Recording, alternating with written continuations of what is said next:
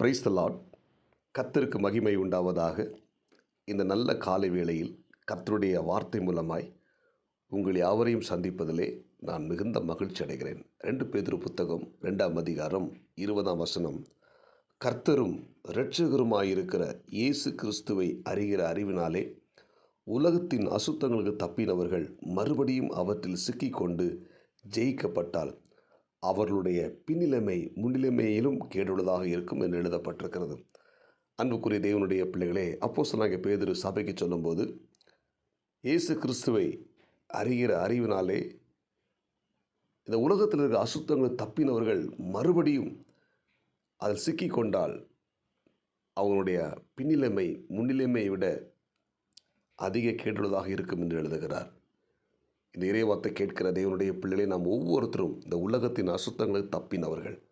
ஒரு நாட்களில் இந்த உலகத்தின் அசுத்தத்தோடு கூட வாழ்ந்தவர்கள் இன்றைக்கு அதில் நாம் ரட்சிக்கப்பட்டு மீட்கப்பட்டு இயேசு கிறிஸ்துவின் விலையேற பெற்ற இரத்தத்தால் கழுவப்பட்டு மீட்கப்பட்டு நாம் ஒரு தூய்மையான வாழ்க்கை வாழ்ந்து கொண்டிருக்கிறோம். ஆனால் மறுபடியும் அந்த பழைய வாழ்க்கைக்குள்ளே நாம் செல்வோமானால் நம்முடைய சூழ்நிலைகள் வித்தியாசமாய் மாறிவிடும். நம்முடைய பின்னிலைமை முன்னிலைமை விட அதிக கேடுள்ளதாக இருக்கும் என்று எச்சரிக்கிறார். எனவே நாம் ஒவ்வொருத்தரும் கவனமாக இந்த உலகத்தின் அசுத்தங்களுக்கு நாம் சிக்கிக்கொள்ளாதபடி நாம் கவனமாய் வாழ தேவன் நமக்கு கிருபை தருவாராக. இயேசு கிறிஸ்து மரித்து அடக்கம் பண்ணப்பட்டு உயிரோடு கூட எழும்பினார். அவர் எழும்பின பொழுது முதலாவது அவர் தரிசனமானவர் மகதலேனா மரியாளுக்கு. மகதலேனா மரியாளுக்கு தரிசனமாகி அவளுக்குள்ள இந்த 7 பிசாசுகளை இயேசு துரத்தினார். அன்புக்குரிய தேவனுடைய பிள்ளைகளை, அந்த 3 நாட்கள் இயேசு அடக்கம் பண்ணப்பட்டு கல்லறைக்குள் இருந்தார். அந்த 3 நாட்களுக்குள்ளே மகதலேனாவுடைய வாழ்க்கையில் ஒரு வித்தியாசம். அவள் மறுபடியும் தன்னுடைய பழைய லைஃபுக்குள்ளே போயிட்டா. அவளுக்குள்ள இயேசு அவளை சந்திக்கும் போது அவளுக்குள்ள அந்த ஒரு பிசாசை துரத்தினார். ஆனால் இயேசு 3 நாட்கள் இல்லாதபடினால் அவள் மறுபடியும் பழைய நினைவுகள் பழைய எண்ணங்கள் அவளுக்குள்ளே வந்து அவளை ஆட்கொண்டபடினால் அவளை விட்டு போன அந்த பிசாசுகள் தன்னை விட பொல்லாத 7 ஆவிகளை கொண்டு அவளுக்குள் உட்புகுந்தது. இப்பொழுது இயேசு தரிசனமாகி முதலாக மகதலேனா மரியாளுக்குள் இருந்த அந்த பிசாசை துரத்தி அவளை பாதுகாத்தார். அன்புக்குரிய தேவனுடைய பிள்ளைகளே, இயேசுவோடு கூட இருந்த அந்த மகதலேனா மரியாள் 3 நாட்கள் இயேசு கூட இல்லை. அவளுடைய வாழ்க்கையில் ஒரு பின்மாற்றம். அதுபோல் பேதுரு இயேசு இல்லை, அவன் என்ன செய்கிறான், மறுபடியும் நான் மீன் பிடிக்க போகிறேன் அப்படி சொல்லி தன்னுடைய சீசரை அழைத்து கொண்டு கடலில் மீன் பிடிக்க போகிறார். ஒரு பின்மாற்றம். மீன் பிடிக்கும்போது ஒரு மீன் கூட பிடிக்க முடியலை. இப்போ இயேசு மறுபடியும் அவர் தரிசனமாகிறார். தரிசனமான வலையை வலது பக்கம் போடு என்று சொல்லும்போது 153 பெரிய மீன்களை பிடிக்கிறார். மீன் பிடித்த உடனே தான் அவர் கர்த்தர் என்று அறிந்து இந்த பேதுரு என துணி இல்லாமல் கடலில் விழுதுகிறார். கடலில் விழுந்து அவர் மறுபடியும் கரையேறுகிறார். அன்புக்குரிய தேவனுடைய பிள்ளைகளே, இயேசு இல்லாத ஒரு வாழ்க்கையில் ஒரு பின்மாற்றம் ஏற்படுகிறது.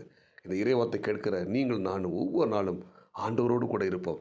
விட்டு வந்த அசுத்தமான காரியங்களுக்கு நாம் சிக்கிக்கொள்ளாதபடி நாம் கவனமாக இருப்போம். பிசாசு என்ன செய்கிறான், பழைய பாவங்களை நம்முடைய வாழ்க்கையில் நம்முடைய கண்களுக்கு முன்பாக கொண்டு வருவான்.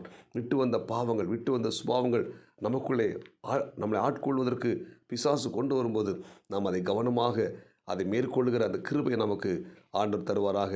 2 பேதுரு 2ஆம் அதிகாரம் 22ஆம் வசனம் சொல்லுகிறது, நாய் தான் கக்கிறதை தின்னவும் கழுவப்பட்ட பன்றி சேற்றிலே புரளவும் திரும்பின என்று சொல்லப்பட்ட மெய்யான பழமொழியின்படியே அவர்களுக்கு சம்பவித்தது என்று எழுதப்பட்டிருக்கிறது.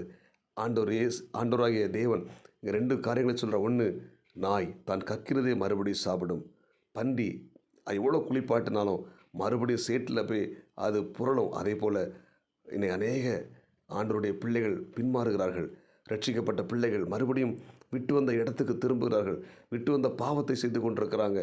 எனவே நாம் கவனமாக இருப்போம்.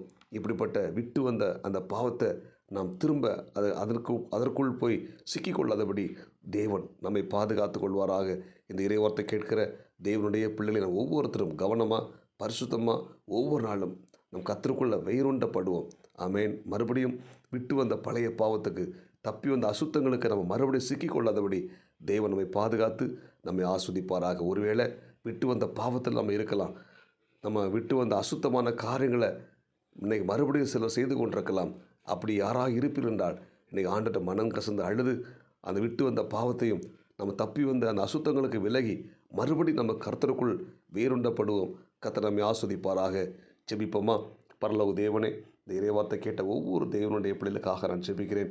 இந்த இறைவார்த்தை கேட்ட ஒவ்வொரு தேவனுடைய பிள்ளைகளும் ஆண்டவரே கர்த்தராகிய இயேசு கிறிஸ்துவின் அறிவில் வளர்ச்சி அடைய ஆண்டவரே அவங்க விட்டு வந்த அந்த அசுத்தங்களுக்கு ஆண்டவரே மறுபடியும் தப்பி ஆண்டவரே உம்முடைய பிள்ளை ஒவ்வொருத்தரும் பரிசுத்தமாய் வாழ உதவி செய்வீராக. இந்த இறைவார்த்தை கேட்ட எல்லாரும் ஆஸ்வதிங்க. இந்த நாளுக்குரிய கிருபை கொடுங்க. இயேசுவின் நாமத்தில் ஜெபிக்கிறோம் நல்ல பிதாவே, ஆமென். God bless you. உங்களை யாவரும் கர்த்தர் ஆஸ்வதிப்பாராக. இந்த நாள் உங்களுக்கு இனிமையாய் அமையட்டும். ஆமென்.